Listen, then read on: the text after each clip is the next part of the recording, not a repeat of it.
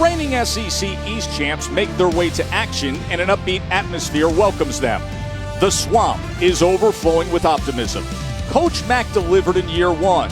Everyone now wonders what's next for Florida. It's time for the answers. Who's the next defensive star of a reloading elite group? All SEC corner Jalen Tabor is primed to be just that. As for who'll be throwing passes, a battle continues. Luke Del Rio has looked the part. A Gator for the past year, he gets his first chance to show it. Grad transfer Austin Appleby has the experience and the attitude. And the new kid in town, early enrollee freshman Felipe Franks, he comes in with all the buzz. It's prime time in Gainesville. The orange and blue debut. Spring in the swamp with plenty to jump. Presented by Regions Bank.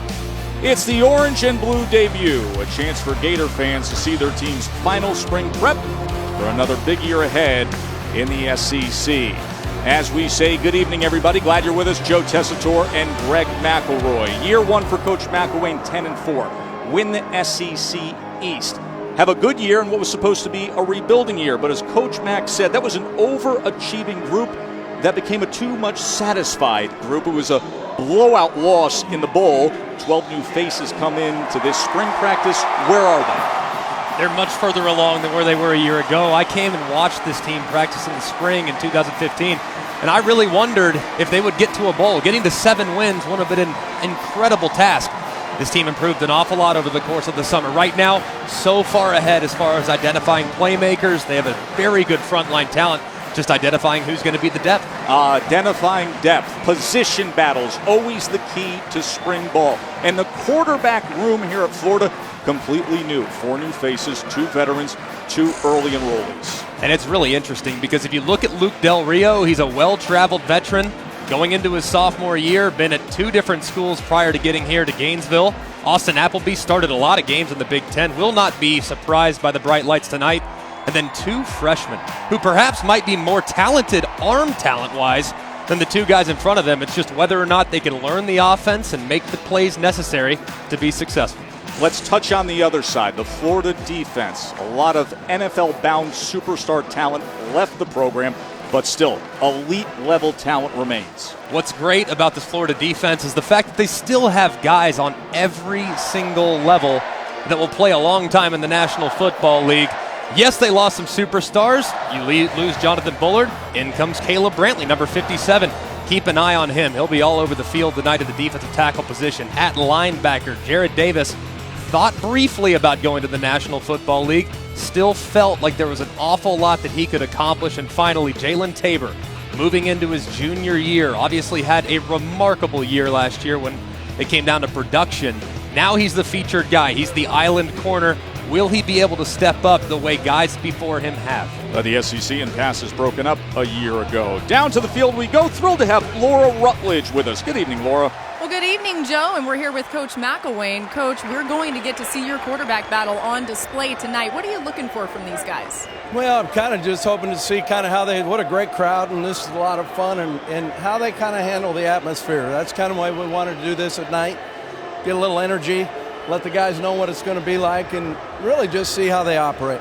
Plenty of other position battles going on as well. What are you most interested in other than the quarterbacks? Well, obviously, you know, how we play up front and kind of who dominates the line of scrimmage. That's something we've really been talking about, and we've got to get a lot better at that. Love to see them make some plays on the outside. Hopefully we get some explosive plays for the fans, but if not, we got pretty good defense. All right, well, thank you, Coach. Thank you.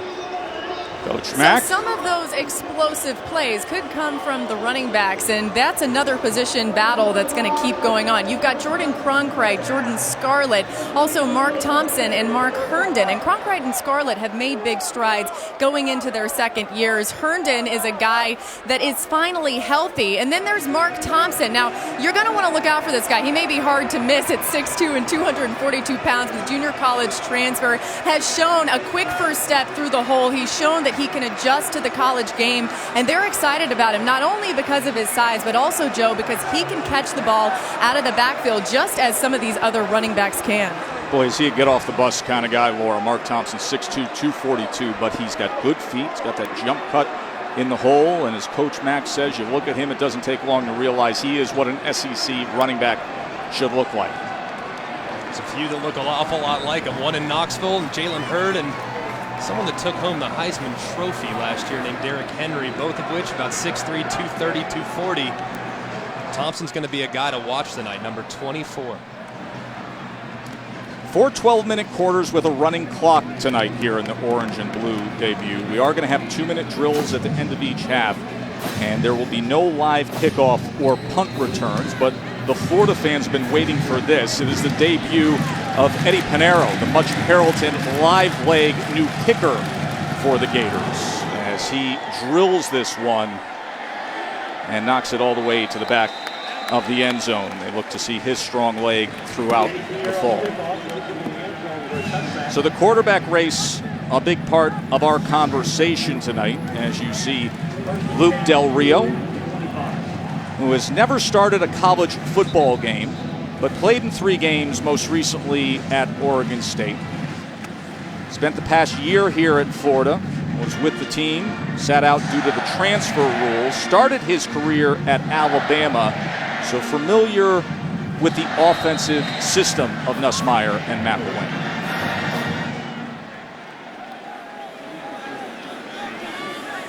And Jordan Cronkrite gets the start as the running back here with the blue team on offense.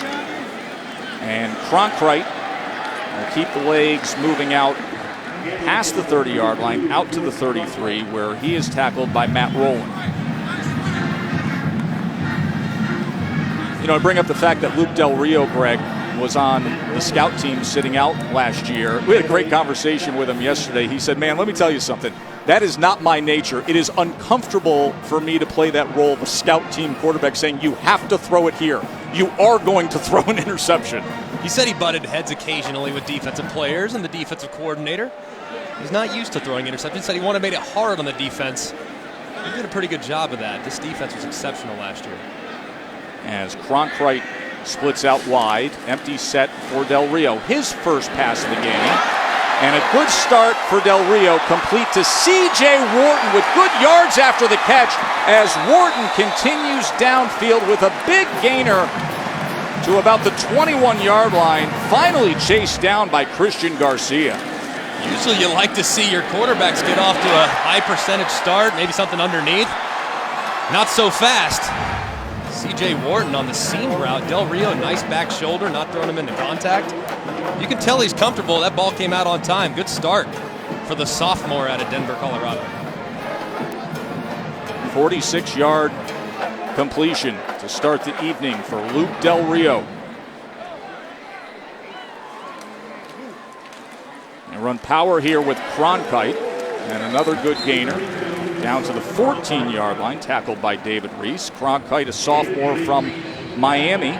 He has been the front runner so far this spring, but it is a very talented and deep group of running backs, as Laura noted. He's kind of a perimeter guy, a guy that can play out on the edge, has top-end speed. He just has to excel when it comes to getting downhill, and that's been a point of emphasis for him this spring. Done a nice job of it on his first 2 carries tonight. He was one of the first recruits after Coach McElwain came on board. Second down and 3. Del Rio's second pass of the night. And it goes for a touchdown to DeAndre Goolsby. Great start for Luke Del Rio.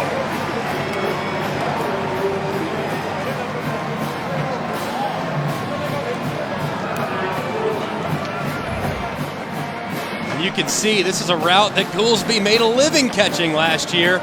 A little wheel route right up the right sideline on time. That's what you have to be in the red zone. We talked about Del Rio has not played a ton of football at this level, not in game times, only 18 career attempts, but early here tonight, on time, accurate, and decisive. That's exactly what Jim McElwain wants to see. And that's what the Florida faithful want to see as well. A little bit of offense. Remember how much they sputtered down the stretch of last season. So Coach Mack's blue team, #1 offense, able to come right down the field. 14-yard touchdown pass, Del Rio to Goolsby.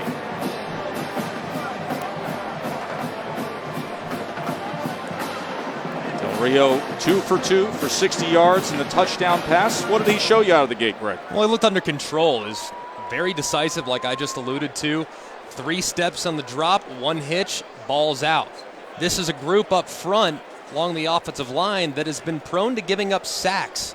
It's a large part due to what they're doing up there, but it's also because the quarterbacks last year would hang onto the football just a little bit too long.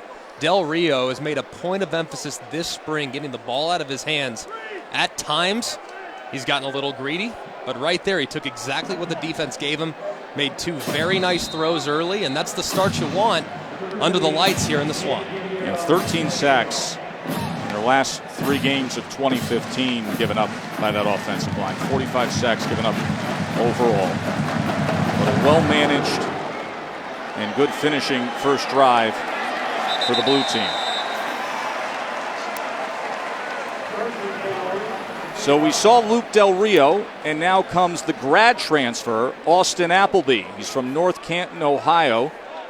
Comes in from the Big Ten, having played at Purdue. Started 11 games there, had 19 touchdowns framed against 19 interceptions when playing at Purdue.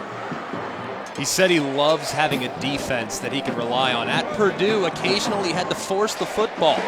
Here, obviously, Florida, known for their defense, 7 top 10 defenses the last 10 years. He knows he just has to play within the offense, lean on the run game, and make good decisions. Jordan Scarlett will get the carry to open up this game. He has been in and out of this spring with a hamstring issue. Had a strong game in the win against Georgia last year, the sophomore from St. Thomas Aquinas downstate. You mentioned the 99-yard game against Georgia. He was also suspended for the Citrus Bowl, so it's been important to make sure that he gets back on the coach's good side. He's worked hard. He recognized the mistakes. He's moving forward, ripping off the rearview mirror, and trying to get involved in this running back rotation. Austin Appleby out of the shotgun on 2nd and 7. Young man who arrived here on January 5th as they set up the screen to the near side, and that'll go for a first down. As Scarlett is tackled by Jordan Sherritt eventually. Appleby graduated in December from Purdue, spent Christmas break with family, who was placed down here in Florida, and then made his way over to Gainesville. And he's taken on a great attitude in the room. It was great at practice yesterday. You see the camaraderie between Del Rio and Appleby. 2 guys competing for the same job, but really pushing each other. They have a great relationship. Here's Scarlett again, and tackled once again by Sherritt, the junior defensive end from Tampa. Alex McAllister off to try the NFL. Jonathan Bullard as well gone from that defensive line, but still a lot of athletic talent across the board for Florida. Especially at the linebacker level. I mean, they are really, really good. Linebackers, secondary, they don't skip a beat. It's just replacing some of the talent and production up front. McAllister and Bullard were off the charts good last year. Here's Appleby, play action with time, going to take a shot downfield, and it was overthrown. The intended target was Josh Hammond. As a flag is down, Jalen Tabor had coverage.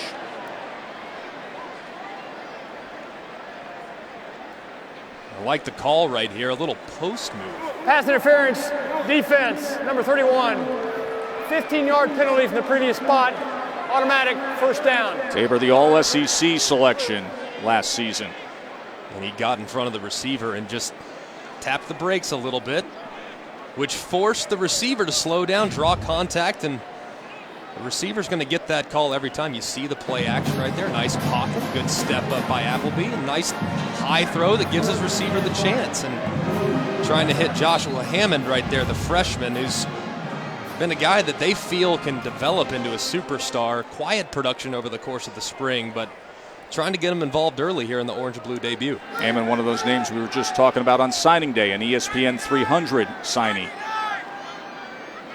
So a first down out past midfield for Austin Appleby and this Orange team, as that was bottled up with ease. Scarlett taken down near the line of scrimmage that time. It was Joey Ivey, the big run-plugging defensive tackle, coming in.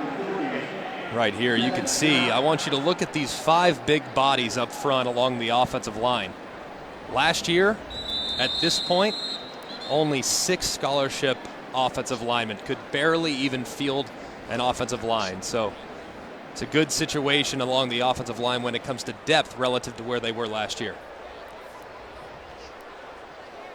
Kavanis Davis is still down at the end of that play. Defensive end from Miami. Coaches feel he's going to be an outstanding player before his career is finished.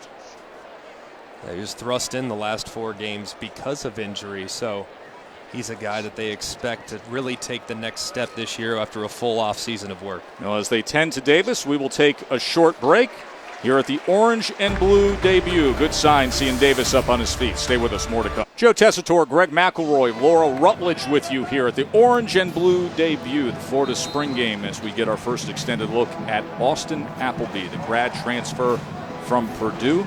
I liked what he said to us yesterday, Greg, when we met with him. He said, listen, I came here because I didn't want to look back at my college football career and say, I wish I would have. He wanted to know if he could compete at this level, go out and be at a championship level in the SEC, able to get that complete underneath the Josh Hammond, who fights his way to the 35-yard line, and that's good for an Orange team first down. They love his poise. They love his competitiveness. And I think they love the fact that he's now getting that second chance. As athletes, you always want that second chance, a new opportunity, a clean slate. Things didn't always go according to plan for Austin Appleby up at Purdue, but now here at the Gators, getting another shot at it and making the most of it here, really thick in this quarterback competition.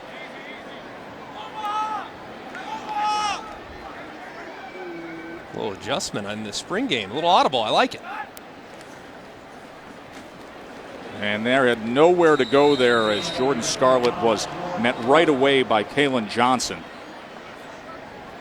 Kalen Johnson making the move from safety up into the linebacker spot. He kind of outgrew that safety spot, but they like his speed. They like the way he can run, and right there making a play in the backfield and forcing a second and long.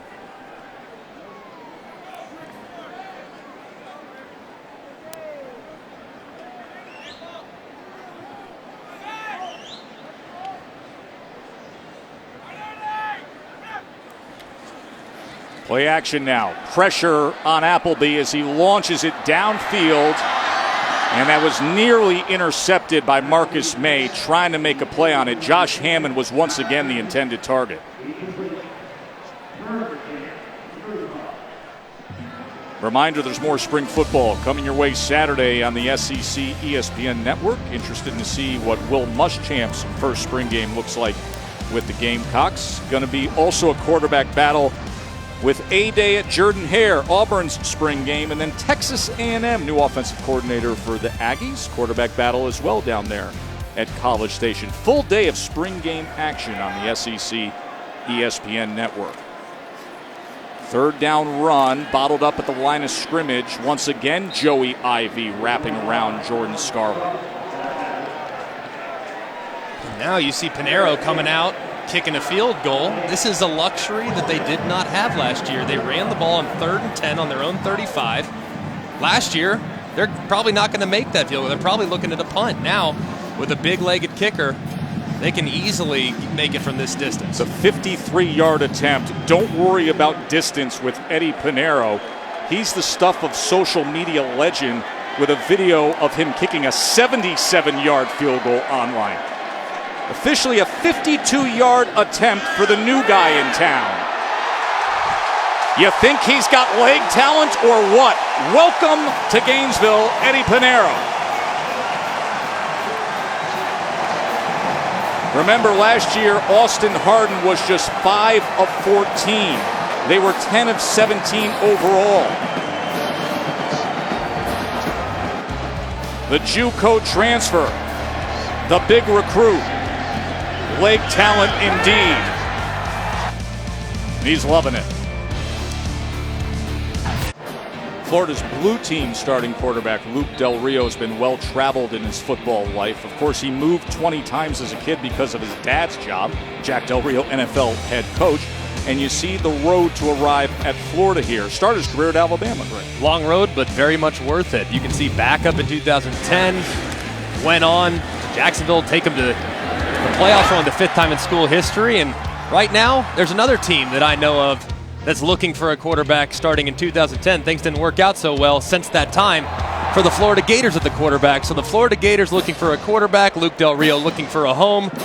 They might have found each other here in Gainesville, and he's off to a fantastic start with 2 great throws early on a seam and a wheel route, one of which resulted in the touchdown.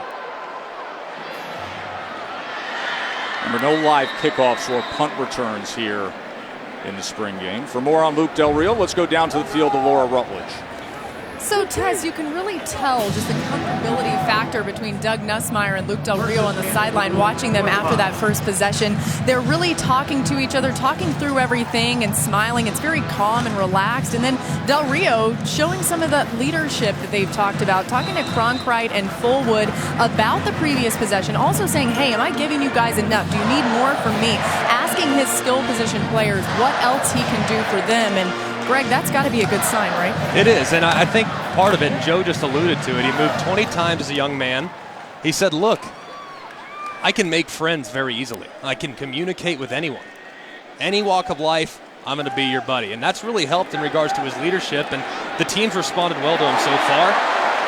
How's 3 for 3 look to you? Yeah, I think they respond well to anyone that's throwing dimes the way he is. CJ Warning with the reception here, Craig, and he has shown flashes this spring. And this is going to be important right here. Getting him outside the pocket, nice, accurate throw in the window, on time, under duress. Probably going to take a hit there in a line game action, but Del Rio not showing any cobwebs. Not a lot of experience at the college level, but certainly feels very comfortable within this Doug Nussmeier offense. And in the backfield with Luke Del Rio is one of the guys I'm most curious to see this year in all of college football. That is Mark Thompson. The big guy, the JUCO transfer, 242 pounds, but that time met in the hole immediately by David Reese. You can see Thompson. I mean, just looking at him. I mean, he looks like a defensive end. I mean, he's that big, and he's the first guy you want off the bus. He was a slot receiver in high school, kind of outgrew that position. They put him in the backfield. He's been explosive as a pass catcher and as a downhill runner. Now, he's had some issues fumbling the football this spring, but that's part of what he called a welcome to the SEC moment. He's getting it, though, and he's only going to be better when fall rolls around.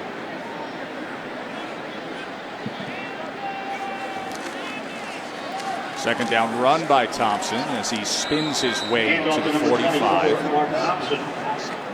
JUCO transfer was Thompson. Ran for nearly 1,300 yards and 18 rushing touchdowns in junior college. And you can remember some of the JUCO guys in the SEC over the last couple years that have been exceptional. Cameron Artis-Payne led the SEC in rushing at Auburn a couple years ago.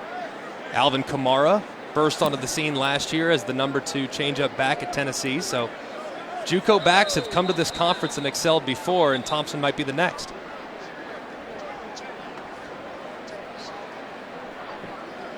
That's Kerry Clark, who's down at the end of that play. Let's check in with Laura.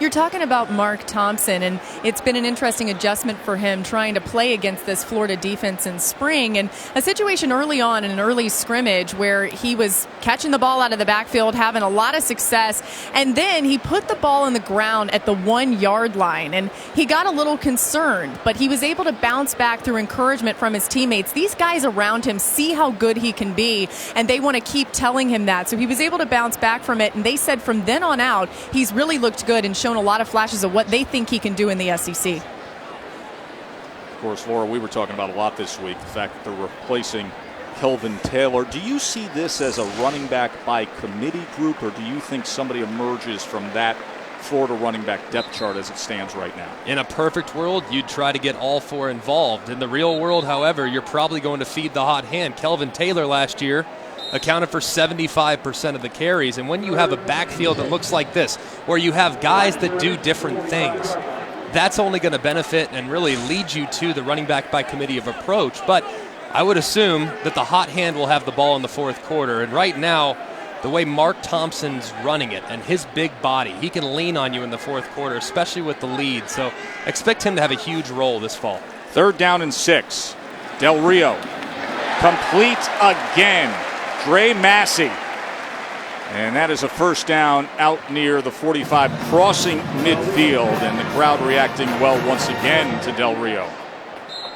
Third down was the Achilles heel of this team, especially in the last 3 games. They just couldn't stay on the field. Now, Del Rio is doing a wonderful job staying within the offense. McElwain said, look, at times, yes, he's gotten a little cute. He's a coach's son. He probably knows more than he should.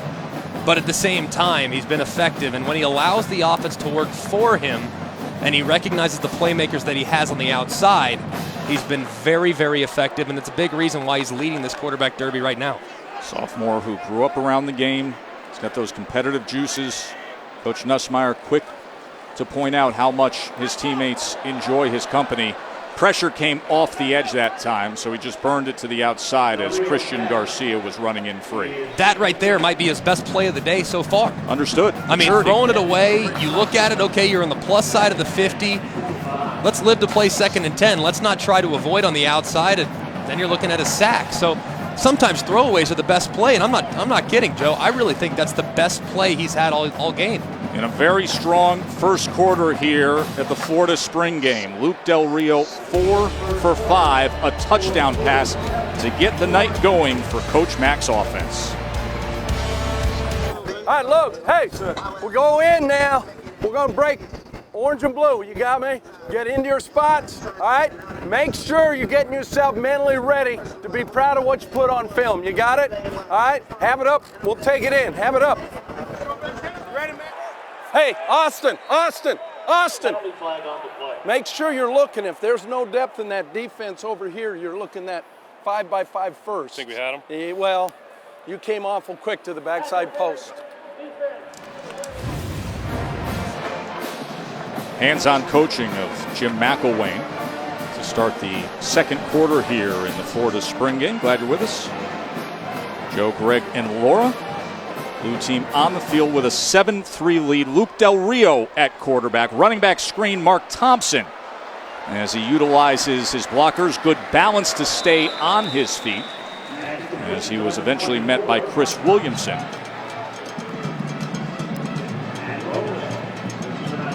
Interesting to hear Coach McElwain in the midst of gameplay talking about be proud of what you put on tape. I think they're going to be fairly pleased with what's on tape so far tonight with both quarterbacks we've seen so far, Luke Del Rio and Austin Appleby. Some good decision making.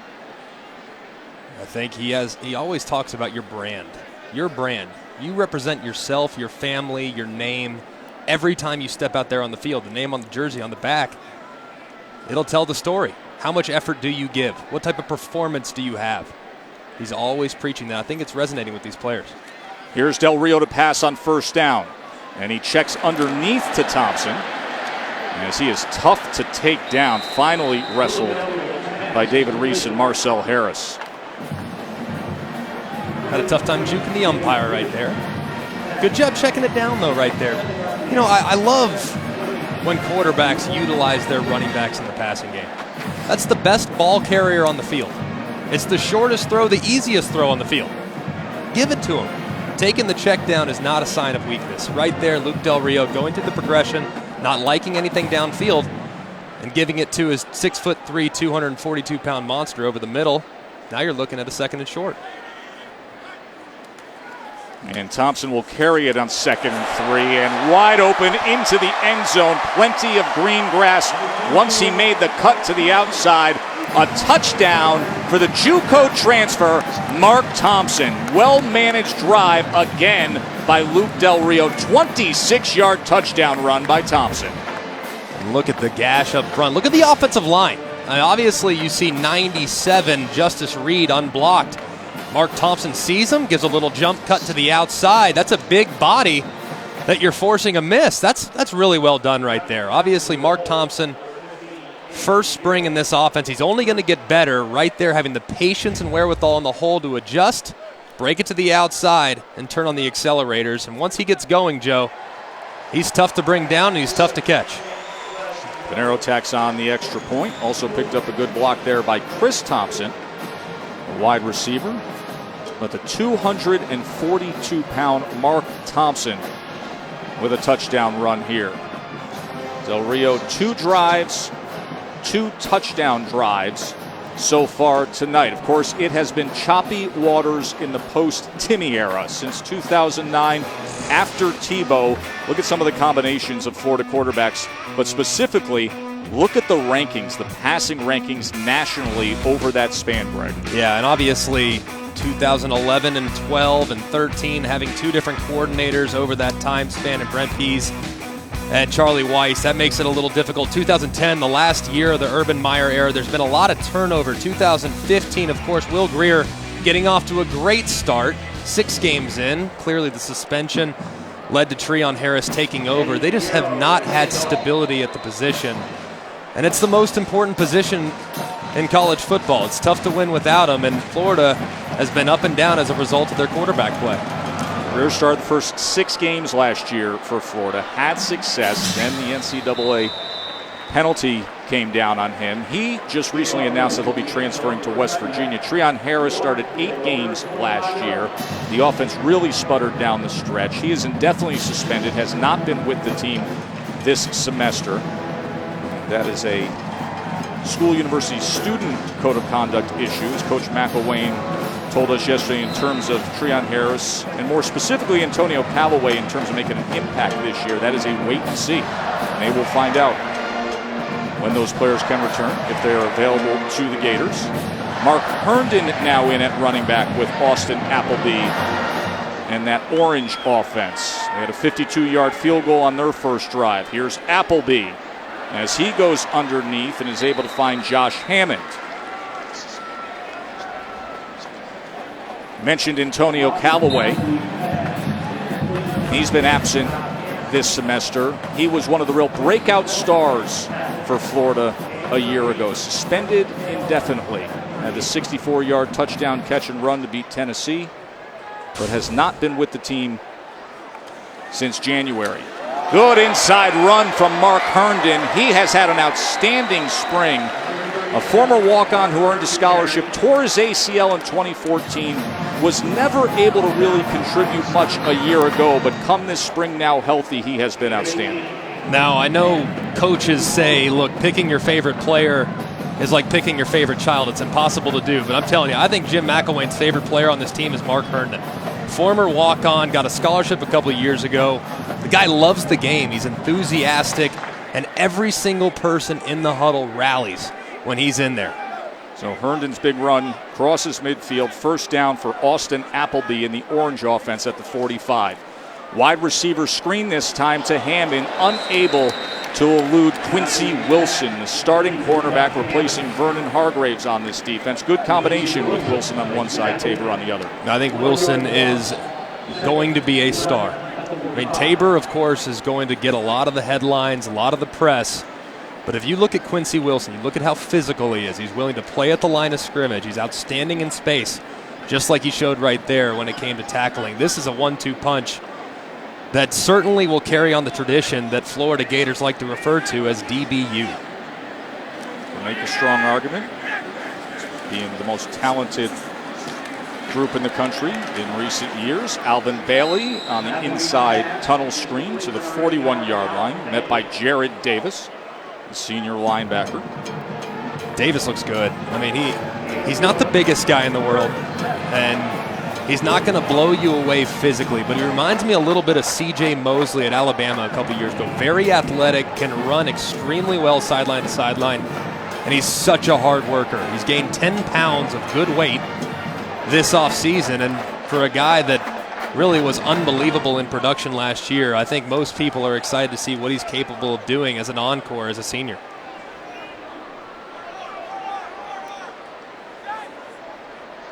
Herndon's in the slot here for this 3rd and 6. They bring 4 against Appleby, and he chooses to run it and does so with success. No, as they will mark him down. They're not going to give him the first down. They're not going to give him the first down there, Craig. Oh, come on. Obviously, quarterback's not going to take a hit, but it looked like he was past the point of where he would have been tackled. Austin Appleby's 6'4", 235. You think right here, Jordan Sherritt, yeah, he's going to give him a – he's going to tackle him. But it's a first down. But he's going to fall forward. At 235, that type of momentum. Look, I don't want to see quarterbacks taking hits, but I also don't want to see them losing yards as a result of having that white jersey on. Maybe I'm a quarterback homer. Well, I know how much pride you take in Coach McElwain seeing a running quarterback. I think he gave you one read option back in the day when he was your play caller, and you actually made the most of it. If I'm going to pull it from Mark Ingram, you better make the most of it. So it's a 4th and 3 here after that spot of the quarterback run of Appleby. Appleby to pass, and it is complete and inside the 30-yard line of Freddie Swain, and that will be a first down for the Orange offense, converting the 4th and 3. A nice job right there by Swain, being patient, not running out of bounds too quickly. Sometimes on those rollout routes, they take a little bit longer to develop. Freddie Swain, an early enrollee freshman, already comfortable within the offense, recognizing the tempo and not getting himself in trouble by getting too close to the sideline. Nice job by the freshman. A nice job by Austin Appleby, grad transfer quarterback. He's in the competition against Luke Del Rio to see who will be the starter here for the Gators. Run goes nowhere that time as Kylan Johnson came up to meet Herndon. This Orange team has moved the ball pretty well, this offense. Obviously, their first drive stalled, but resulted in 3 points because they have a kicker with a massive leg. They're going against maybe one of the top defenses in the country, and for the most part, this Orange group is made up of backups or guys that will be filling in the depth of their various offensive positions. So pretty good job by Austin Appleby and company so far, moving it against a very talented group. 2nd and 11 now. Appleby.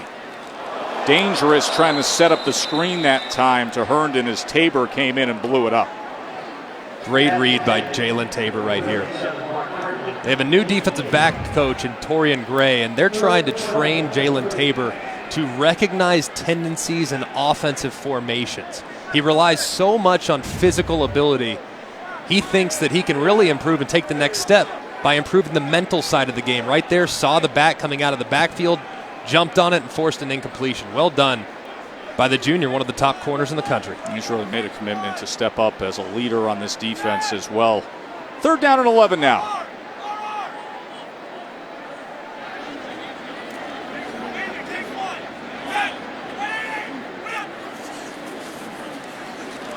Pressure on Appleby. Steps up, and they're going to whistle this one. And that is a proper mark. That was the right spot, yes. That one I will not complain about.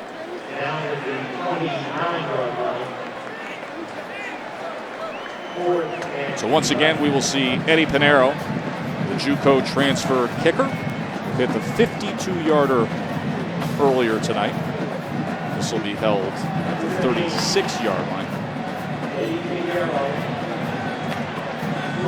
Such a nice luxury to have, a kicker that you can rely on. 46-yard attempt for Pinero.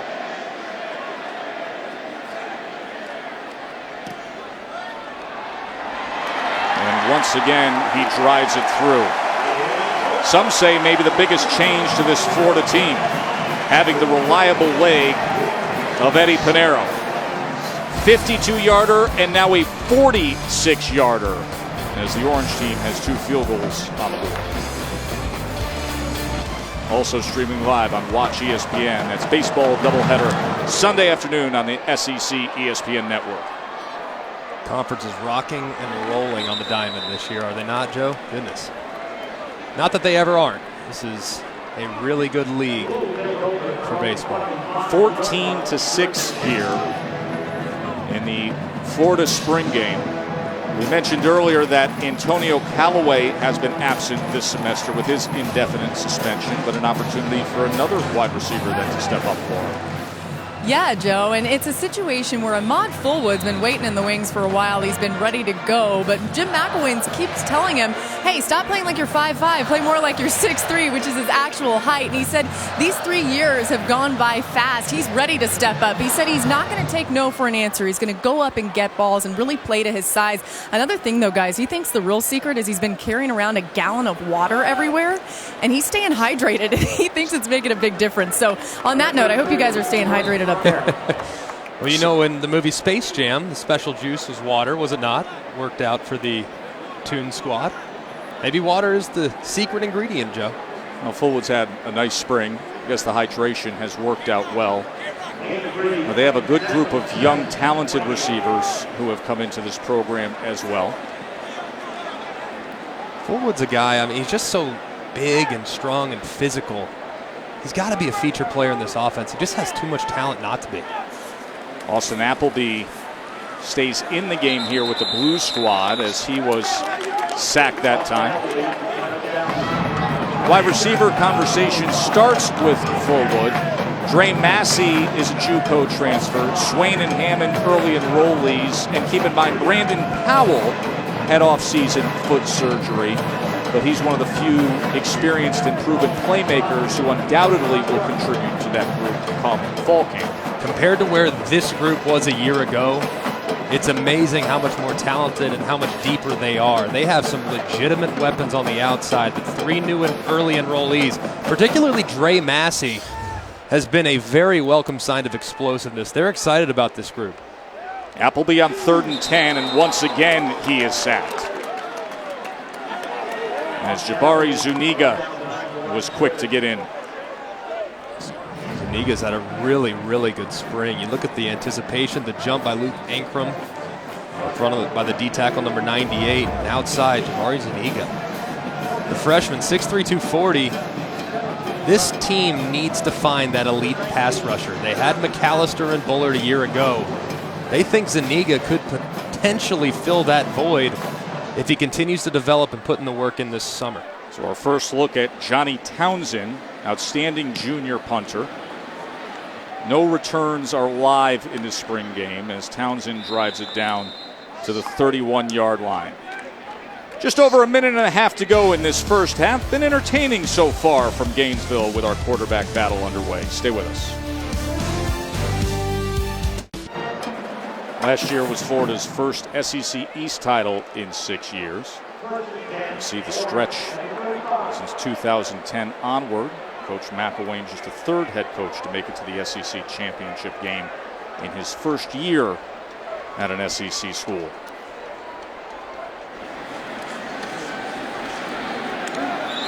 Defensive line getting the best of the young Felipe Franks, the 6'6", true freshman early enrollee who in recent years was one of the most talked about recruits. Very tall, strong arms, got huge upside. Yeah, he can really rip the football. Now his release is a little bit long. They're going to have to tighten that up and shorten it up because there are some defensive backs that are capable of driving on it. But is that part of his baseball background? I think that is the baseball background, without question. Probably an outfielder at some point or another. So Felipe Franks getting his first action as Herndon is bobbled up at the 32-yard line. Jared Davis again with the tackle, leader of that defense among the linebackers.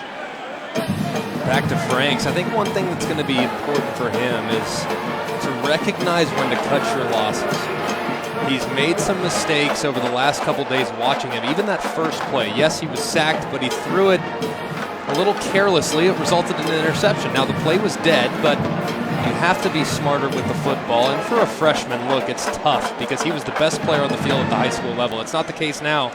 He's going to have to learn how to play within the system. And being the best player on the field as a quarterback at the high school level is often just that first look. As it is picked off, intercepted by Duke Dawson, and down to the 20-yard line. So Felipe Franks out on the field and throws an interception as Dawson takes advantage of the young gun. And right here, he just stares it down. I mean, look at the eyes, looks off it, back to it. And Duke Dawson's a veteran player. He's played a lot of football, been very explosive. The junior, 5'10", 202. And right there, that's just, look, it's okay. These things will happen. Now I want to see what Felipe Franks does next. You're going to make mistakes as a young player. Rip off the rearview mirror, recognize that it's in the past, there's nothing you can do about it now, and come out in the second half and do your very best to make sure that you right the wrong. We just had that conversation about what it looks like in high school ball. He should still be in high school getting ready for his prom. Laura's down on the field with Coach Mack. Laura. Thanks, Joe. And Coach, you were able to get some good playing time for your quarterbacks, Del Rio, Appleby, and also Franks. What's your impression so far? Well, I thought Luke handled it pretty well when he came in, and I was really impressed with Austin, the way he took that offense and went and put some points on the board. That's a good thing. Now, these last couple drives, we're going to have to get that corrected, unacceptable, and poor Felipe, first play we calls a bomb. The guy, at least let him hand one off in the swamp maybe, huh? I like that. So Eddie Pinheiro, you wanted to get him under some bright lights and see how he handled the pressure. What can you say about his leg talent? Well, I mean, he's everything that's advertised. I was most excited about the fact that he got his helmet on right and he was able to buckle his chin strap. I was excited about that. He looks like a football player so far, right? Yeah, that's pretty good, isn't it? Thank you. You bet. Having a little fun with Pinheiro playing in his first college football action in front of a crowd. He delivered for the Orange team, a 52-yarder and a 46-yarder, but it was Luke Del Rio, 105 yards, 6 of 7, a touchdown, and a 14-6 lead for the blue team. More to come. Stay with us. Glad you're with us for the orange and blue debut here, the Florida Spring game. The blue team with a 14-6 lead thanks to quarterback Luke Del Rio. Luke Del Rio and Austin Appleby looking pretty good in the first half here in Gainesville. Of course, the current quarterback competition, that has been the big story in spring football and a big part of our recent all-access visit with the Gators. Maria Taylor and former Gator great Chris Doering take us closer. At the University of Florida, great quarterback play is expected from every Gator fan. That's because there are 3 Heisman Trophy winners and all played the quarterback position, the last winning the trophy in 2007, and his name was Tim Tebow. Maria Taylor alongside Chris Doering, who is a former Florida great, who played wide receiver here. You played with some great quarterbacks. You know what it takes to be successful in the SEC. But right now, Florida has a quarterback competition raging. 4 guys competing for the position. And what have you seen out of the competition and expect to see from these players? Well, I think the thing that I've seen the most is the competition. All of those guys competing with one another has elevated the overall talent of that group. I think when you come down to it, though, 4 of those guys are really going to be minimized to 2. Austin Appleby, the transfer from Purdue, and obviously Luke Del Rio, a guy that's been on the roster the longest. In fact, some people talked last year, had Luke Del Rio been given that waiver to play right away, he could have been the starter last season. So I think there's a lot of expectation, even though none of those guys have played yet here at Florida. I think this is the 2 guys we'll be looking at as this competition wears on. Yes, and Jim McElwain looking for his starter. We had a chance to talk to him and some of the front runners in the quarterback competition. We've got some guys battling out this spring, and it's been really fun. It's great to see the camaraderie within the room, and yet the competition's been outstanding, and I think that's helped our whole team. That's it, Luke. That a way to work. When I was in Colorado, Coach Mack offered me. It's my first offer at Colorado State, and when I talked to Coach Mack and Coach Nuss about what they wanted to do, it was very similar to what they had been doing. It was a great 4 years at Purdue. I graduated, and it was time to move on, have an opportunity to compete for a championship and play at the next level. And this place has been a dream come true for me. It was my dream school. Have such an opportunity. I should see your mind and your feet work. You should be set and ready to throw that no matter what. Better job with our feet now. You should be sitting right there. Where's my action? Bam! To come to a place like this and have an opportunity to compete with some great quarterbacks and be a part of such a great program, it comes with a lot. I think that position needs to be earned. And you want to step up, you want to lead the offense. I know that I'm going to have to earn it first, but when I'm in there, I definitely try to command. There you go, Luke. Attaboy. Get that one under. Get that. There you go. Putting in the time and working at your craft and trying to become a master of your craft, and that's all you can do. We've got an opportunity to do something very, very special here, and we'll go as the quarterback goes. It's nothing that we're going to shy away from. We understand what this position's been. I'm going to do everything in my power to be the one that's under center. It's up to the coaches in the end, but I think we'll definitely be dynamic. Practice is one thing, but once you're out there, it's a whole new animal, and I think I bring that level of poise, that level of confidence, the level of preparation. I just got to do my job. We got to hear from Austin and Luke, and what do you think that both of those guys bring to the quarterback competition? I think they bring a little something different. In Austin Appleby, even though he hasn't played here at Florida, he's played some significant games at Purdue, so you bring a guy with some experience in, a leadership aspect to that quarterback position. And then also when you talk about Luke Del Rio, this guy was in the offense for the entire year last year, so I think you're thinking about a guy that may not have played but has been brought along, has learned from some of the mistakes last year, and now has the capability of taking on a lot more as he moves into that potential starting position. Well, you know, Chris, Florida hasn't had a total QBR that ranked in the top half of the SEC since 2009. They're looking to change that when they find their brand new starter here in Gainesville. And that quarterback will be their 9th starting quarterback since Tim Tebow. With Del Rio looking good tonight, 105 yards, touchdown pass, blew up 14-6. More from the Florida Spring Game presented by Regions Bank when we return. McElroy Royal Rutledge here at the Swamp. The blue team with a 14-6 lead and a smile on the face of Coach Mack with his quarterback play.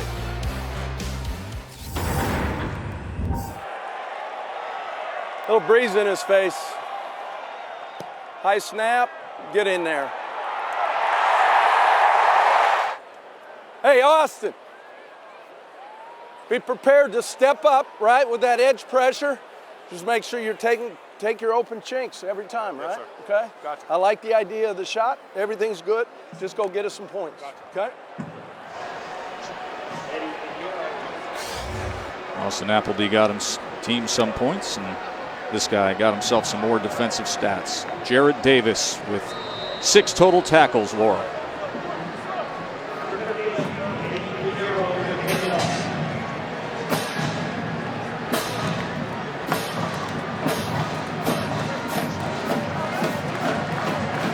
Jarrad Davis continues his defensive leadership. Or, of course, they're going to be banking on him to continue that right through the fall.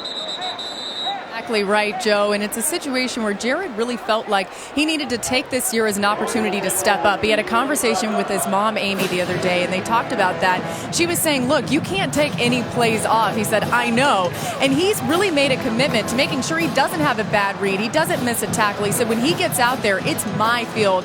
He wants to take ownership of every single thing. A big part of that has been blocking out some of the distraction, a lot of the talk and hype around him this year. He said he'll just leave his cell phone in the training room all day long, so he doesn't even look at it. He doesn't even bother with it. So I guess if you're trying to contact Jarrad Davis and he doesn't respond to your text, you know why now.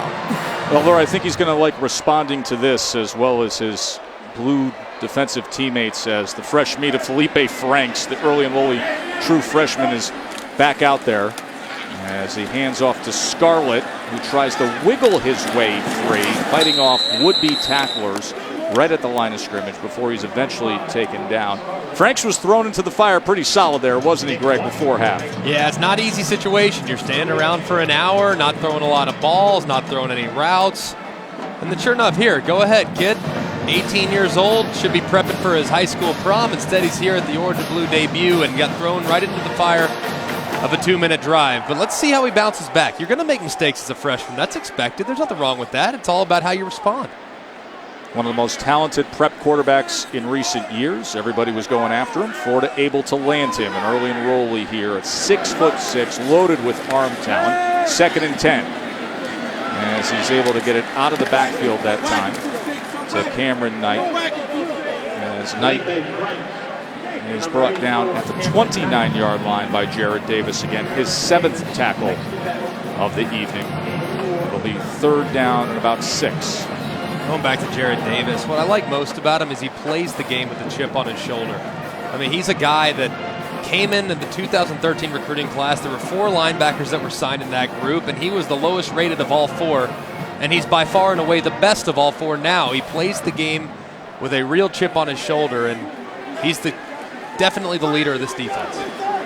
Felipe Franks, 2nd interception of the night thrown, as Franks with a rough night, Johnson with the pick, and you see Johnson showing up on the linebacker depth chart for the Gators. Yeah, he's used to catching passes. Former safety, converted to linebacker, gives the position an awful lot of speed. You see those 3 guys along the left. All 3 of those guys were included in that 2013 class that I just alluded to. Matt Rowland was another guy, committed to South Carolina, flipped late, came to Florida.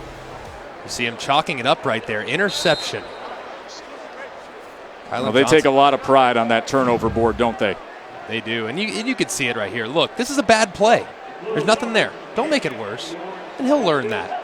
And you just can't be careless with the football. There are no wasted downs. Every single play has a purpose, and you just can't make it worse. Those are the things that will frustrate you if you're a coach. But like I said, this is a young man that should be in high school. He's going to grow, he's going to develop, and he's going to get better.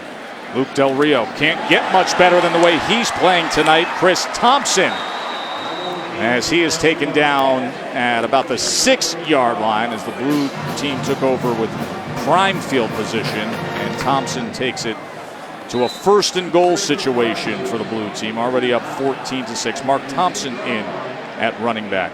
That Chris Thompson right there, the receiver that just caught the ball. He's the fastest guy in the group, and you saw the burst up field. They really like what he's capable of. You just can't teach speed, and he's got plenty of it. 85 for the blue on the bottom right here.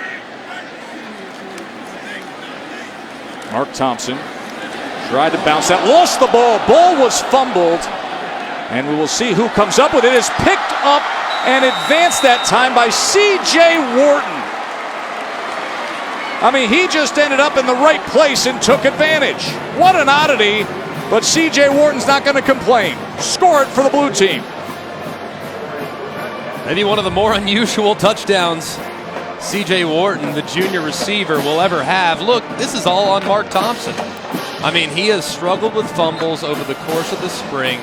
He said that's been the toughest transition from junior college to the SEC. He's going to have to get better. He's done it twice now, once in the scrimmage last week inside the red zone, now again here in the orange and blue game.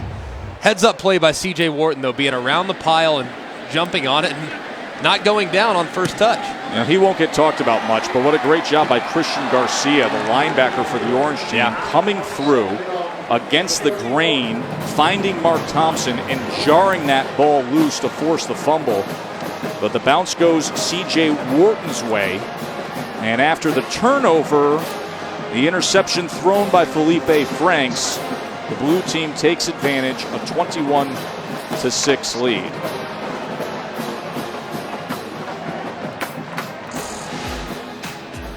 A year ago, it was a good start until they hit LSU. Will Greer suspended. Treon Harris had a start at quarterback. From there on out, the offense really sputtered down the stretch, barely got past FAU, only had the safety against Florida State. Defense played well enough in the SEC championship game, but gave way to Alabama, and then things really bottomed out in the postseason. Coach McElwain was quick to give an explanation, at least what he theorizes as to why that bowl result happened. Obviously, the SEC championship game was instituted in 1992. Last year's senior crop of Florida Gators were the first group in school history that had never been to the SEC championship game.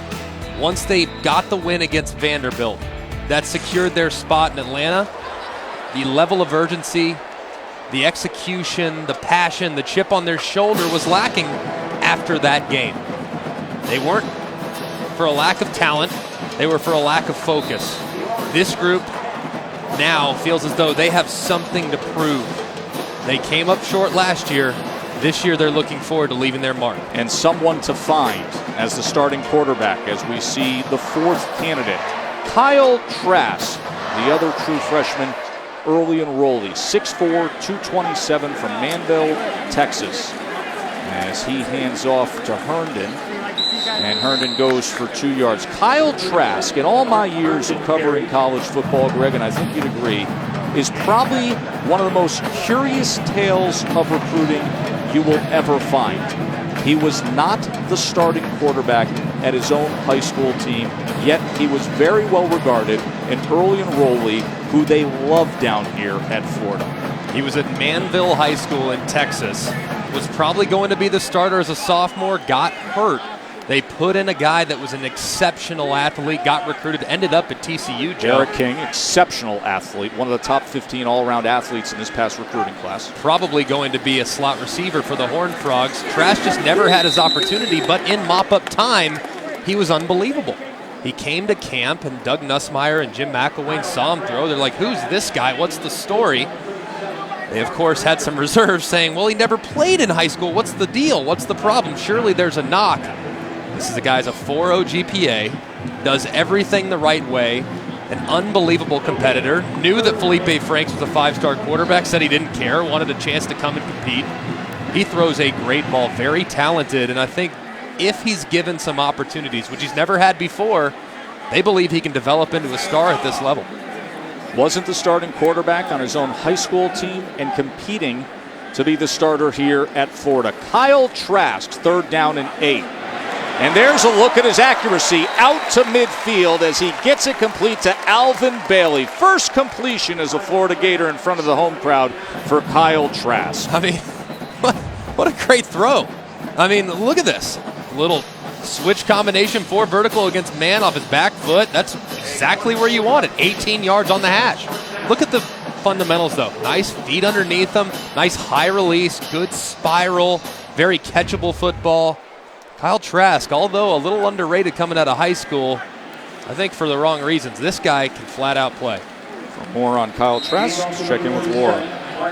Well, his other teammates have certainly taken notice of this talent from Trask, you guys, and a situation where Ahmad Fullwood and a few other guys I talked to said, look, he throws one of the prettiest balls we've seen, and he's so accurate. He puts it right on the money, and just for his age, he has a great sense about where the ball should be going, and they've really enjoyed that working with him this spring. Trask with the completion out to midfield, now facing a 2nd and long here with that orange team. His first action of the night. Felipe Franks, the other true freshman early enrollee, has thrown 2 interceptions so far. Trask trying to extend the play, and then the whistle comes in as it was Johnson coming in on Trask.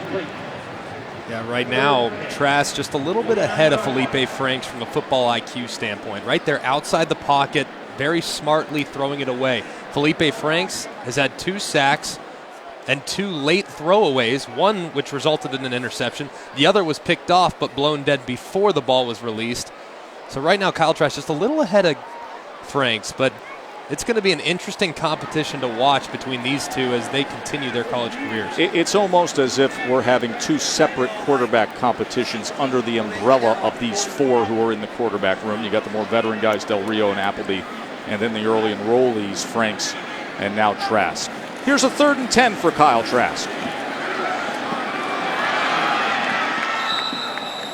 And utilizing the legs as they will whistle him down at the 40-yard line. Johnson once again pursuing.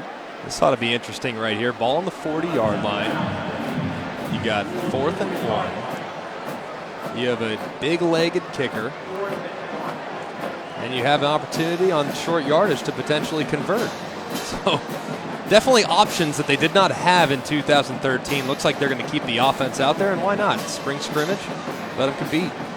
Mark Herndon, who has worked his way back well from the torn ACL in 2014. The running back here on 4th and 1 as Trask is out of the gun. 4th down and 1 for the orange team. And Herndon, a little bit of extra leg drive that time as he will move the chains. David Reese, the first to get involved and meet him. This play right first here, down for the orange team. This play right here is a bread and butter play. One back power. This is just what you want. Down, down. You see the pulling guard, number 68, getting around it. Herndon doing a nice job keeping his legs going, getting just enough of the first down. Fresh set here for the freshman Kyle Trask and the orange offense.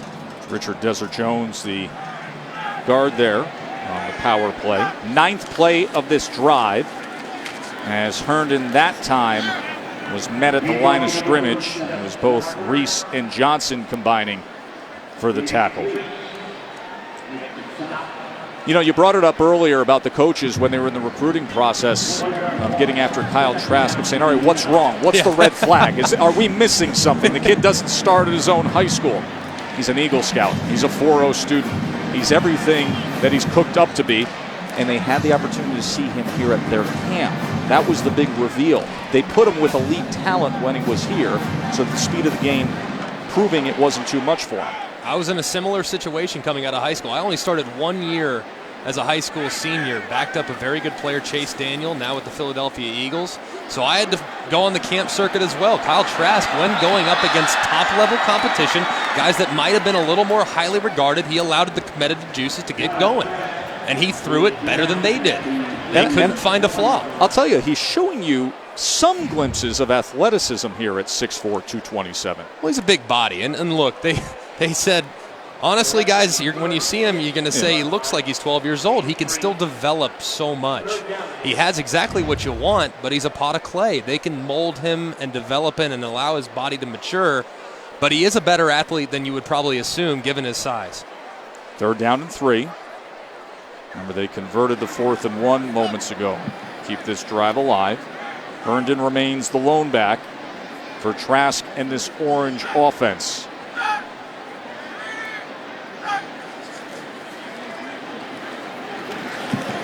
And the ball comes loose that time, but it is out of bounds. Flag is down at the 38-yard line as Chris Williamson came up to make that hit.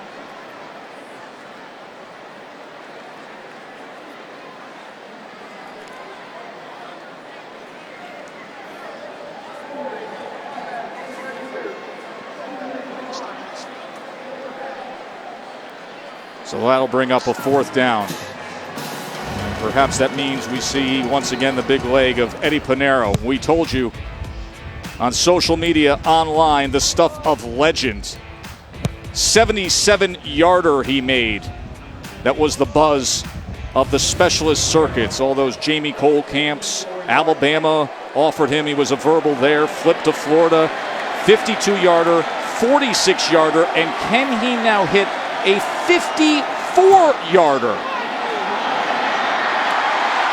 And that time it leaked over to the right. But still you get a sense of the power and the ability of Eddie Pinheiro. Coach Mack willing. Fun night here in Gainesville. More to come. 21-6, Blue on top. Throughout the day tomorrow, big weekend of baseball throughout the conference. And this is a group that definitely is going to play a major role in Florida's success this coming season, Greg. The secondary. The only group on the team with a new position coach as well. Torian Gray, coming down from Virginia Tech, spent the last 10 years there, had 5 All-Americans, 10 draftees. He's got a talented group to work with. There's a talented back in Mark Thompson. Of course, Duke Dawson had an interception tonight off of Felipe Franks. He is part of that veteran group, Tabor, Marcus May, and Duke Dawson, but young talent throughout that secondary as well. What makes this secondary very unique is every single player in the secondary can, in theory, play another position within the secondary. You can put Tabor at safety and Dawson at corner and Wilson at safety and Washington at corner. You can move guys around, which makes it very difficult as an offensive mind as you try to prepare for blitzes and tendencies and adjustments like that.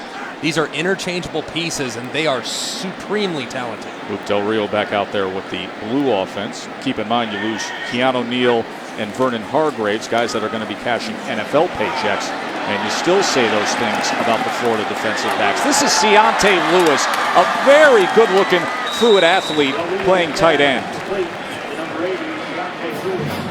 This is a guy they have high hopes for.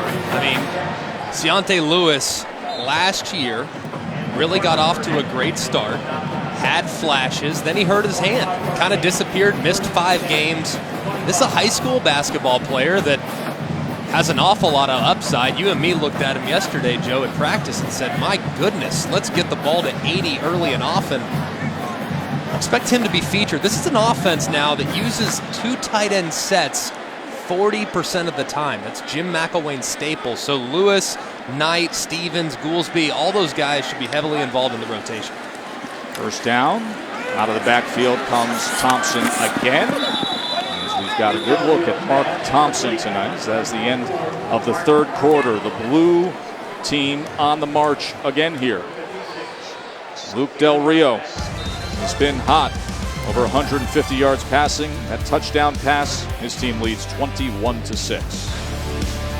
by Regions Bank. Good crowd here. Under the lights, Laura. Novel concept, isn't it? Works. We love it under the lights, and thanks, Joe. Coach, let's go back to C.J. Wharton's touchdown. He made a heads-up play to take an opportunity there. What'd you see on that? Well, here's a good thing. Based on the end of last season, we'd do anything to score, so it was a heck of a deal. But disappointing in the ball security piece of it, and yet guys were scrapping around, and that's what it's all about. What are you looking for as we head into this final fourth quarter? What do you still need to see? Well, I'd like to see our backs kind of take control of it a little bit, and yet continue to just keep taking what they give us. And I think for the most part, the quarterbacks are doing that. All right. Thank you, Coach. Swamp Night. Thanks. Now the back who's out on the field right now for that blue team is Mark Thompson, who has 46 yards and a touchdown on the ground. Also has 3 catches for 25 yards. Of course, the big story with Florida this spring, the quarterback competition. We've seen the 2 more veteran guys, Del Rio and Appleby. I think both guys have managed things well. Franks, the 2 interceptions, and Kyle Trask had a decent-looking drive in the third quarter. Like you talked about, Joe, it's Del Rio and Appleby at this point. Franks and Trask are battling for that 3rd spot, so it's going to be very interesting. We still have in the entire fourth quarter and some overtime simulated periods here at the end, so we might be able to separate those guys a little bit more here in a few minutes. Del Rio, good look and a touchdown pass to Dre Massey. Boy, oh boy, I think there's going to be some buzz about Mr. Del Rio, isn't there, Greg? That's a dime right there. On time, deliberate, right on the face mask, and to a target that this Florida coaching staff is very excited about. Dre Massey has provided a lot of oohs and ahs over the course of the spring.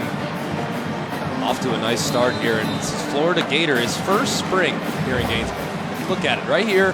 Look at Del Rio, work his eyes down the middle. Look at that stripe, held the free safety. Knows he has a chance, a window that's going to be wide open. You have a receiver up against a linebacker, and that's a mismatch all day and tomorrow. Take it and leave it. Touchdown Gators. Well-traveled Luke Del Rio. Jack Del Rio's son, who started his college football career as a walk-on at Alabama. That's when his current offensive coordinator, Doug Nussmeier here in Florida, was there in Tuscaloosa. Nussmeier moved on. Del Rio moved on. Went to Oregon State. Played in only 3 games there.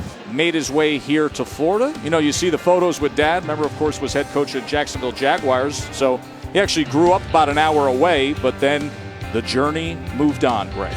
Yeah, and it wasn't necessarily always for greener pastures. It's not because he was buried on the depth chart. He was the backup at Oregon State. It was because the coaching staff changed. Doug Nussmeier, no longer the OC at Alabama after 2013. He felt like he needed to go elsewhere. Went to Oregon State, a place that offered him coming out of high school. Coaching staff changed. Mike Riley moves on to Nebraska.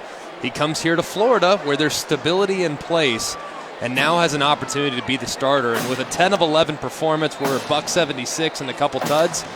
I'd say he's off to a really good start here under the lights in the Swamp. And Luke said, you point out all the coaching changes and the different circumstances to arrive at this. He said, listen, I didn't think I'd go to 3 colleges, but not everyone's journey is the same. Well, this journey may end up in a very good place based on the way he looks tonight. Of course, things will have to get to fall camp where Del Rio and Appleby and then a further matured Felipe Franks and Kyle Trask will all arrive to get ready for the fall season. There's a lot of transfer quarterbacks that have had success in this conference. I mean, when you look at some of the names, guys that have recently affected the SEC, there's been Chad Kelly, who came from Clemson to Ole Miss. Obviously, Jake Coker from Florida State to Alabama. Ryan Mallett, a few years back, started his career at Michigan, finished up as a record-setting quarterback at Arkansas.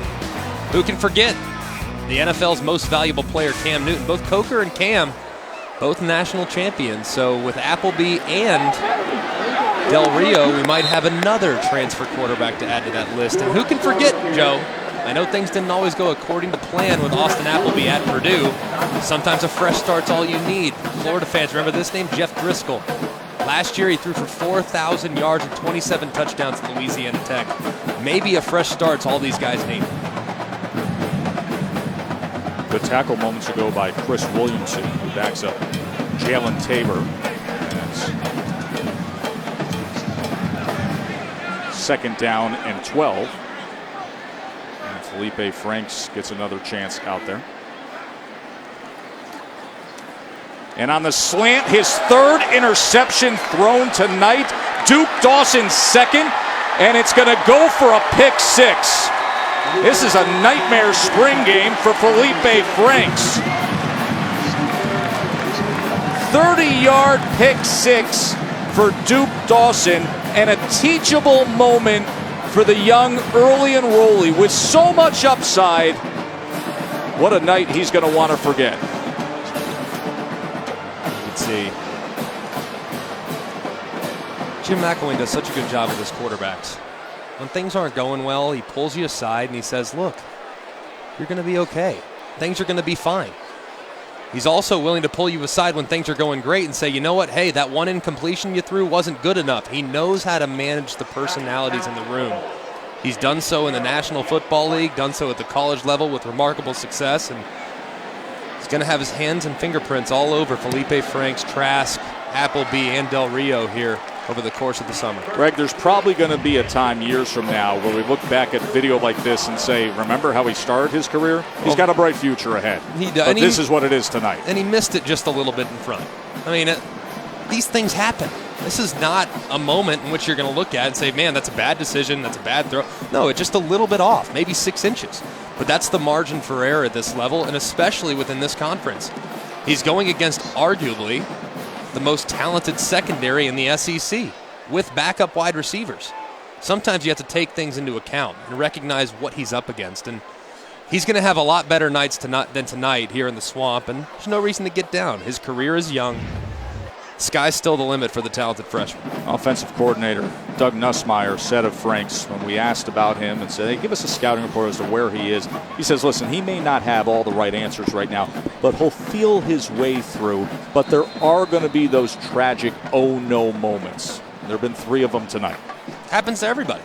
It doesn't matter how talented you are. This game will humble you quickly. And I can tell you one thing.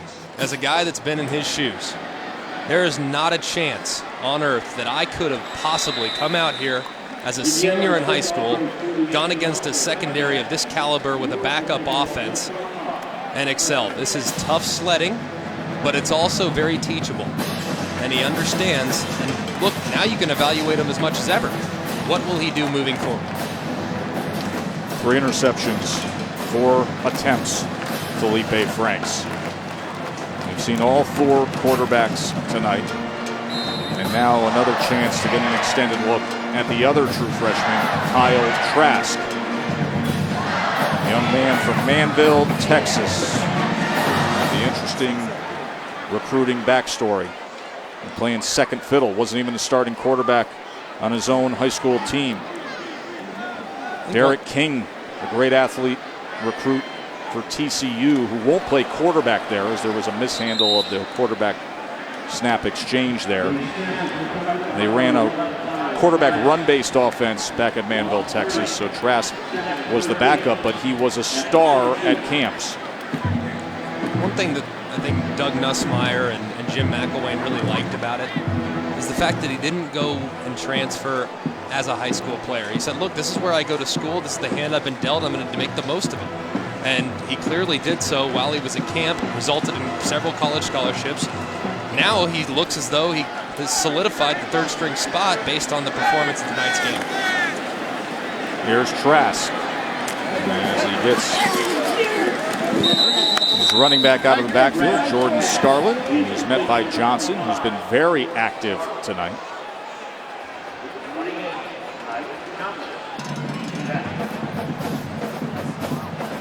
It's going to be interesting to see some of the guys that step up for this Florida Gator defense. Obviously, we know about the 6 departures. Jonathan Bullard, probably a first-round pick. Keanu Neal, Vernon Hargraves. Several guys that are teetering right there between the 1st and 2nd round. Amongst others, Alex McAllister, Antonio Morrison, who was the heartbeat of the team as he came back from an ACL surgery last year. You start going through those names, Greg, and I marvel at just how much talent was here in Gainesville a year ago, and now a new group of young talented players who will emerge. CeCe Jefferson among them, who was a huge recruit just a year ago. You want to win in this league, this better be arguably your best position. Defensive line, Brian Cox, huge personality, 10.5 tackles for a loss last year. They're expecting huge things out of him, taking the next step. You see Caleb Brantley, he is the workhorse inside, came back, thought about going to the NFL for a millisecond, decided it was in his best interest to return, and of course, who could forget the talented freshman from a year ago, now sophomore, CeCe Jefferson, who's filling into Bullard's spot. They have a good group up front. And a lot of guys whose names you haven't heard of yet, but you will know them very well come fall. He is a 42-yarder. Big Caleb Brantley. Coach Mack was quick to say this is a guy who's really grown up a lot, very talented. He is the big man of that defensive line as Jim McElwain continues to coach up the squad. Blue team has taken advantage of the turnovers, 35-6. Speaking of coaching up the players, Coach Mack moments ago after Felipe Franks threw that third interception of his night. Hey, Philippe, come here. You're all right. You're all right. Now, did they go to open or was it open or closed? Yeah, it was closed, but it was man, so I could work Vegas. Okay, here's the deal now. Based on his alignment, right? Yeah. If you don't feel like it's a funnel technique, you always got the Canton versus closed. Yeah. Does that make sense? Yeah. All right, so that's your easy throw, but you're good. Come back and make a play, okay? Yeah. All right.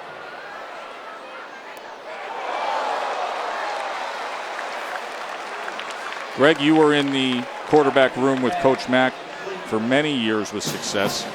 Break it down for us. What was just explained to young Mr. Franks? So he was talking about open versus closed. That means whether or not there's one safety back deep or if there's two safeties back deep.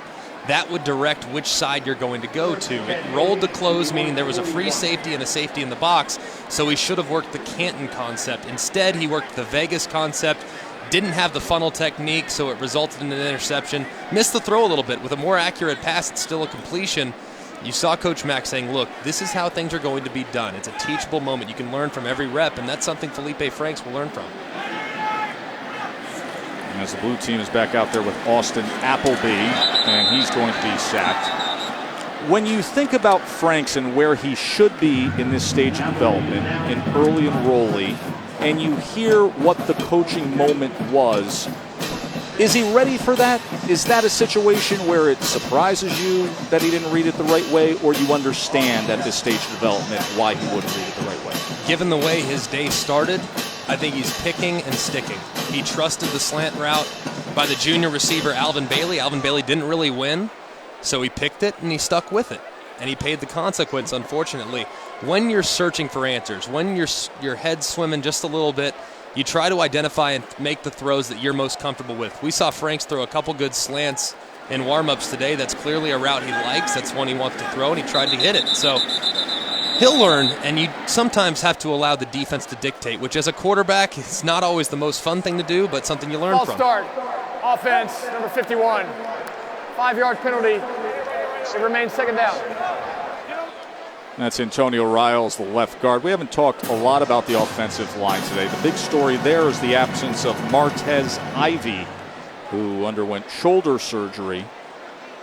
Came in as a true freshman, was one of the biggest recruits landed in the country. But as it stands right now, Ivey potentially could move out to left tackle, perhaps his more natural position, but these would be the five that you would project, wouldn't it be, Greg? It would be. And David Sharp had a pretty decent year last year, has been a little up and down over the course of the spring. Cam Dillard at center, still coming into his own as a leader. And then on the right side, Fred Johnson, probably going to eventually become the bell cow, maybe the most talented of the guys returning.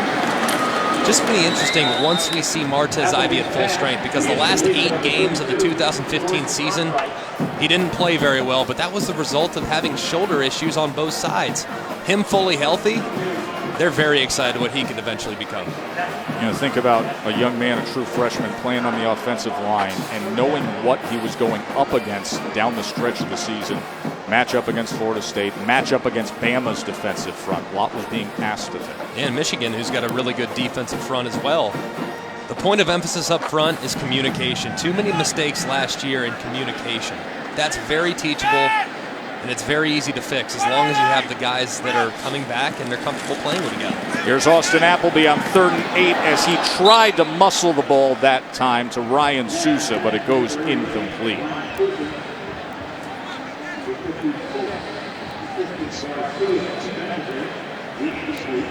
A little behind on the throw right there.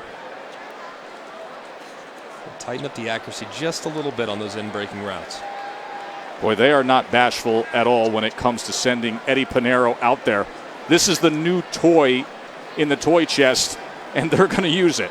Pinheiro once again with a long attempt. Missed from 54, but made from 52 and 46. And this a 56-yard attempt now for the JUCO transfer, Eddie Pinheiro.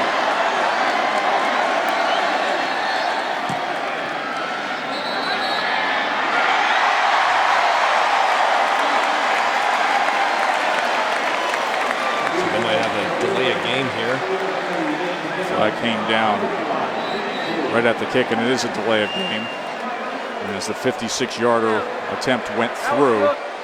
56. Eddie's saying back it up. Well, Eddie's got the leg for a 61-yarder. They decline it, so the field goal is good. That was an effortless swing. They're going to give him credit for it. Man. Yeah. Easy Eddie. 3 field goals tonight. 52, 46, and 56. Hey, Florida fans, kicking woes, problem solved. Meet Eddie.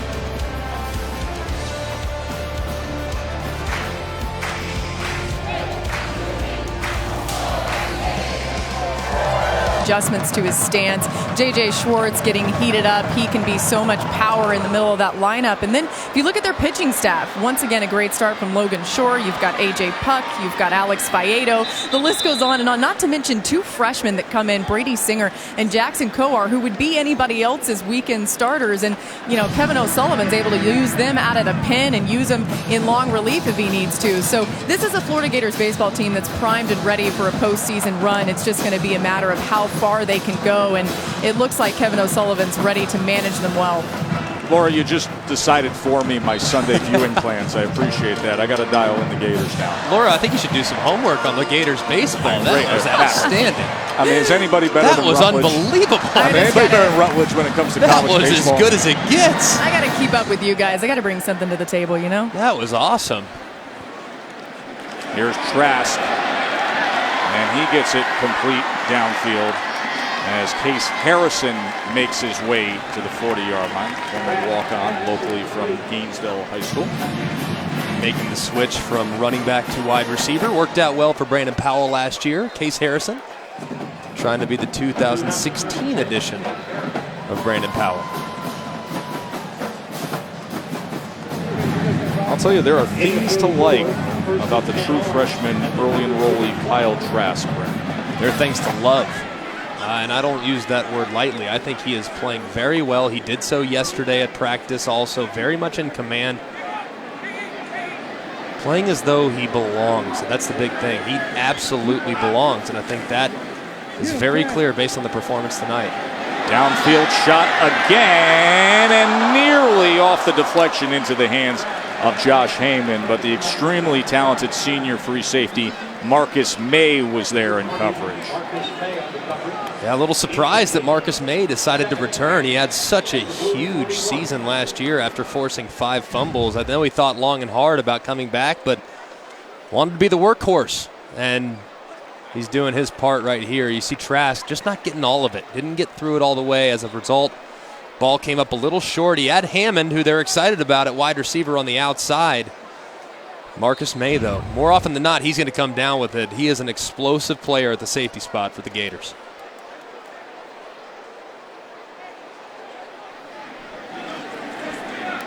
May's been getting some time at various positions in the defensive backfield this spring. 2nd down and 10.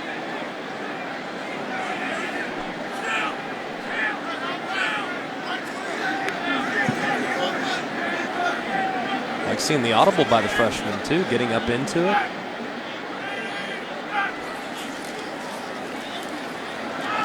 And that time getting around the edge was Brian Cox.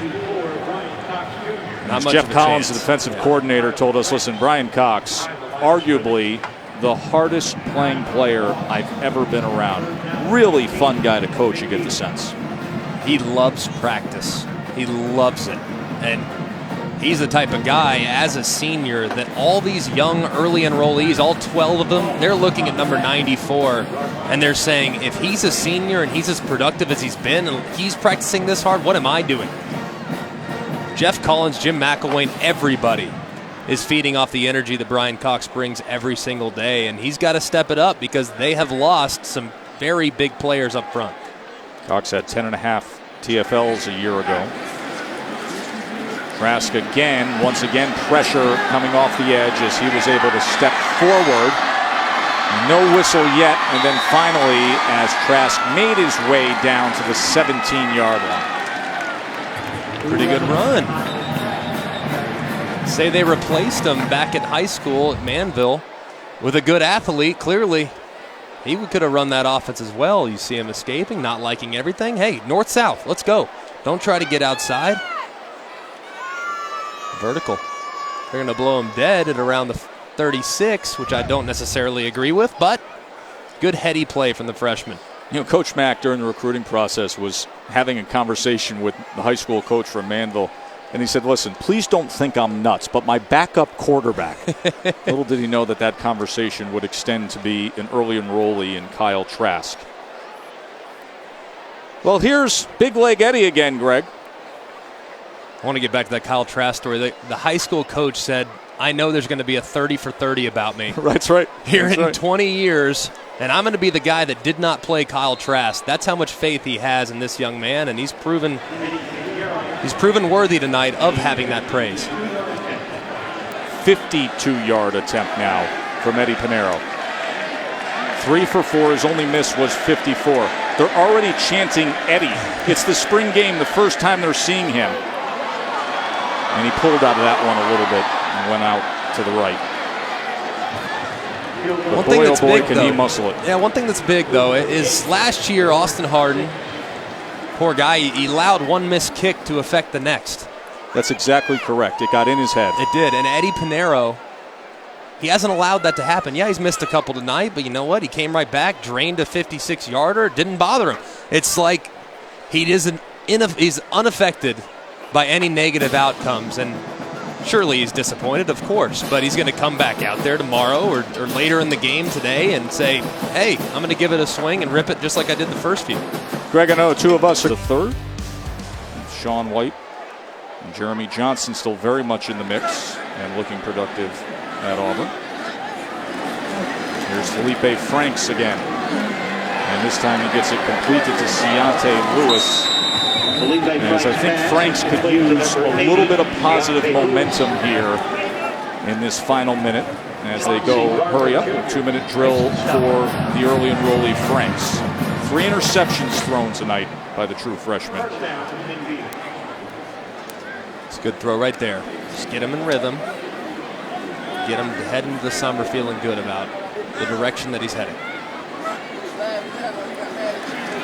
And another completion, easy pitch and catch to Lewis, sophomore tight end, who looks like he's going to play a big role for the Gators this year. Remember, they lost Jake McGee, was their second leading receiver, a young man who transferred in from Virginia, suffered through the injury, came back last year and was very productive. And now Goolsby, who had a touchdown tonight, and here's Ciante Lewis, who missed several games last year with an injury, but should be very productive. Let's not forget Cameron Knight, who's a big body, probably going to be in that traditional Y attached to the end of the line of scrimmage tight end, and Morrill Stevens, who's got an awful lot of explosive capability as well. It's a good tight end room. There's 2nd and 6 now for Franks as he looks to extend the play and then throws it out of bounds. Half-minute remaining here in the orange and blue debut, and it is the debut of Franks and Trask, the two early enrollee quarterbacks. Franks threw the pick 6 to Duke Dawson. Trask has had more managed drives. Star of the night passing-wise has been Luke Del Rio, who was with the ones out there starting the game. 176 yards and 2 touchdown throws for Del Rio. There is Luke, who has never started a college football game, but a good chance that may change come September 3rd when UMass is here in Gainesville. 3rd and 6 for Franks. And a first down to Lewis again. I think Lewis is a nice crutch to lean on right now for Mr. Franks, isn't he? When you're a young player, find that tight end. That's good learning for everyone that wants to play this position at this level. Find your tight end. The bigger the body, the bigger the catch radius, the easier it is to be effective at the position. Timeout used here, leaving 22 seconds on the clock. You know, we mentioned the fact that Felipe Franks could use a little bit of a boost heading into the summer. Well, perhaps this drive could be it, Greg. Yeah, I mean, look, you don't have to be a superstar the first time you step out on campus. All you need to know is that you're getting better. And that's what I think this entire team's approach is going to be. How can I get better today? How can I improve where I was this morning? Where can I be tomorrow? That's what you have to be. And if you attack each day that way, and I know Jim McElwain's stressing to his guys that that's the approach they need to have. If you attack it that way, you're going to be successful. There's enough talent on this team to win a championship. Now, will the execution, will the mentality, will the leadership, will all the other intangibles fill out? That's the big question that remains. Let's see how Felipe Franks manages these final 22 seconds. It looked like there was some movement up front. We mentioned UMass on September 3rd. Critical game September 24th on the road at Tennessee. The permanent crossover, of course, is the always difficult SEC West rival LSU. And the rotating crossover from the SEC West gets them a trip at Arkansas in November. It's a very balanced schedule, though. If I'm Jim McElwain, I'm thrilled with the way this thing laid out. You have 3 games at home to work in whatever new quarterback you have. Then you have Vanderbilt on the road, which will be or Tennessee on the road, which will be tough. Vanderbilt on the road. You, of course, have the neutral site game against Georgia, but a couple tough games in each month, and sure enough, you might find the Florida Gators back in the SEC championship game. And that was a good throw by Franks, but a drop by Ciante Lewis. It's a really good throw right there. A really, really good throw. I mean, this is a big league throw. Right now, Felipe Franks is a little bit more of a thrower than he is a passer. But right here, he has some things you just can't teach. That's a big league arm, very accurate, got to catch it. If you're Ciante Lewis, you have a young player that's trying to find himself. How much, when you look at that delivery, do you say they have to shorten up his motion, though, Greg? They do, and it's not because of the timing. I think he has enough arm strength to make up for it. But it's because of the inaccuracies. And when you're low and you're dipping it that way and you don't have that tight release, sometimes the longer the release, much like a golf swing, the longer the backswing, the more problems that can happen. Same thing with a quarterback. Same thing with a release like that. When it drops down, it's tough to always be accurate. So tightening it up so he can be more accurate is going to be the most important thing for Doug Nussmeier and Jim McElwain as they move forward with Felipe Franks. Franks runs for a first down, steps out with 7 seconds remaining in the game. Doug Nussmeier, the offensive coordinator, has worked with him a lot this spring. He says, listen, he's got the pure size, got the arm strength and natural ability, but the learning curve is steep. So much is new to him. Through 3 interceptions tonight. Pick 6 was returned by Duke Dawson, but here, settling down on this final drive is Felipe Franks. And let's be honest, he came in with big expectations, and that wasn't necessarily the case for Kyle Trask. So probably feeling the pressure this spring. And for the most part, the coach has been very pleased with him. Just needs to figure out a way to build on today. Yeah, Sousa was the intended target there. 4 seconds remain.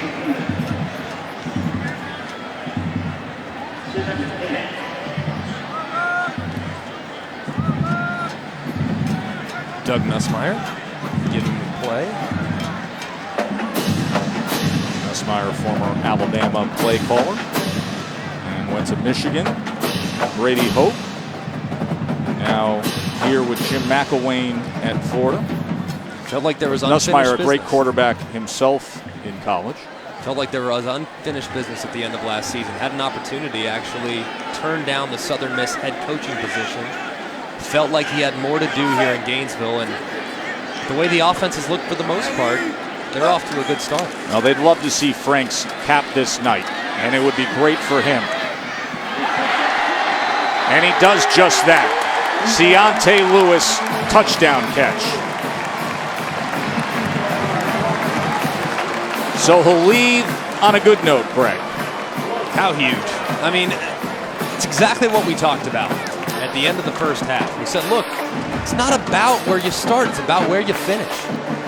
This right here teaches me more about Felipe Franks' competitiveness than anything. Look, you're going to make mistakes as a freshman. It's part of learning the position. It's the toughest position in all of sports. Felipe Franks had a couple tough throws, had a couple of unfortunate circumstances. He gets the last laugh with a great throw to the outside shoulder to his go-to guy, Ciante Lewis, on that drive. And he'll head into the summer feeling good about everything.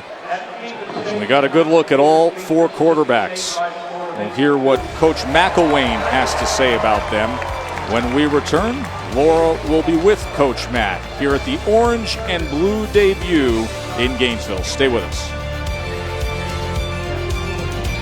Tonight, 176 yards and 2 touchdowns, and led the blue team on 4 touchdown drives as the quarterback competition at the end of the spring game. These were the final numbers. They will head into fall camp with the 2 veterans and then the 2 freshmen, still pushing hard to see who will be the new starter for the Gators. The man who will have that answer come the end of August is with Laura.